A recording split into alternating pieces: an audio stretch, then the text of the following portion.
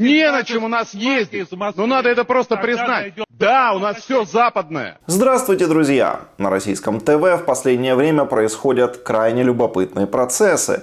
Похоже, что от потока безумия и мракобесия сдают нервы даже у самых преданных и известных пропагандистов путинского режима. К примеру, муж Ольги Скобеевой, телеведущий Евгений Попов, который вместе с ней ведет программу «60 минут», на днях сорвался в эфире и буквально накинулся на одного из экспертов, который предложил в студии национализировать, то есть попросту отбирать имущество западных компаний в России. Давайте пойдем национализируем. Пойдемте национализируем. Давайте у немцев сейчас все заберем. У нас станут сапсаны. Вот завтра станут. Мы на чем ездить будем? На дрезинах, что ли?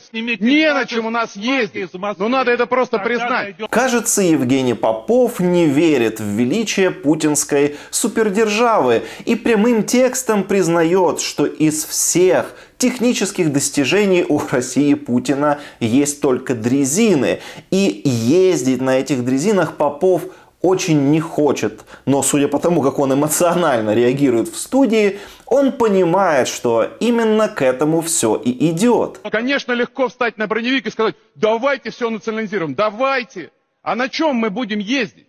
Кстати, обратите внимание на выражение лица Скобеевой. Кажется, она понимает, что муженек перегнул. Ведь то, что говорит Попов, это же по сути признание немощи российского государства. И что еще более важно, по сути это признание того, что 20 лет путинского правления оказались просто потерянным временем и 2 десятилетиями деградации. Но чем мы будем звонить? Что мы будем делать? Мы с вами, что ли, к этому привели? Давайте, я не знаю, к ответственности привлечем тех, кто к этому привел. Давайте. И я даже знаю, кого им надо привлекать к ответственности. Только Попов в эфире эту фамилию никогда не назовет. Когда у тебя в стране диктатура, то ответственным за все провалы по-любому, в любом случае может быть только сам диктатор и его ближайшее окружение. Потому что по-другому просто не бывает. И на самом деле то, что говорит Попов, это в России практически статья. И понятно, почему у Скобеевой такое лицо. Но от этого не появится Сапсан сейчас новый. Самолет не появится. Дальнемагистрального самолета у нас нет. Да, у нас все западное. Правительство или... Пожалуйста, национализируем сейчас. И что делать-то будем на следующий день? Что мы делать будем? Простой вопрос, ответа нет.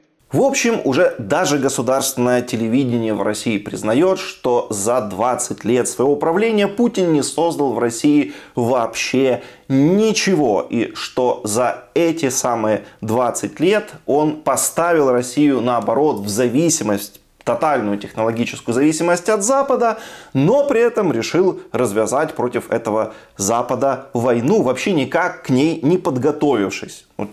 Очень разумно, настолько разумно, что мы видим, даже уже пропагандисты не могут сдерживаться и их просто прорывает, и они называют вещи своими именами. Впрочем, самое смешное там началось дальше. Дело в том, что вообще-то национализировать собственность западных компаний в России предложил не вот этот карикатурный дедушка, которого можно всячески там в студии безнаказанно ругать и пинать. На самом деле это на днях предложил бывший российский президент Дмитрий Медведев, который выступил с этой идеей в своем телеграм-канале. Нужно будет бесповоротно изымать деньги и имущество частных инвесторов из таких стран, хотя они и не отвечают за дураков из своих правительств. Их иностранных кредитов, замороженных на счетах средств и прочих ценностей у нас в стране по счастливому стечению обстоятельств как раз более чем на 300 миллиардов долларов. Достаточно, чтобы компенсировать украденное у России, написал Медведев.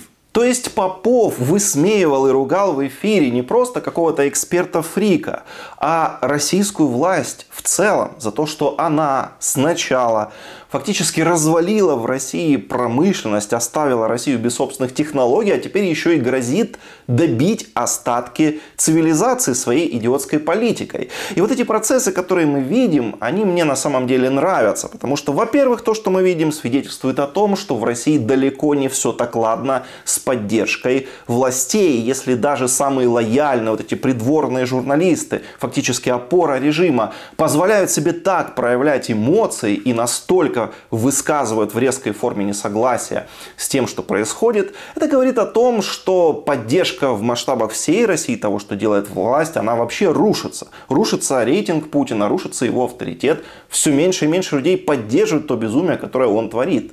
Поделитесь этим видео, давайте доносить эту информацию. Это очень важно, чтобы как можно больше людей в самой России знали, что происходит. Ну и подписывайтесь на канал. Это тоже, конечно, очень важно.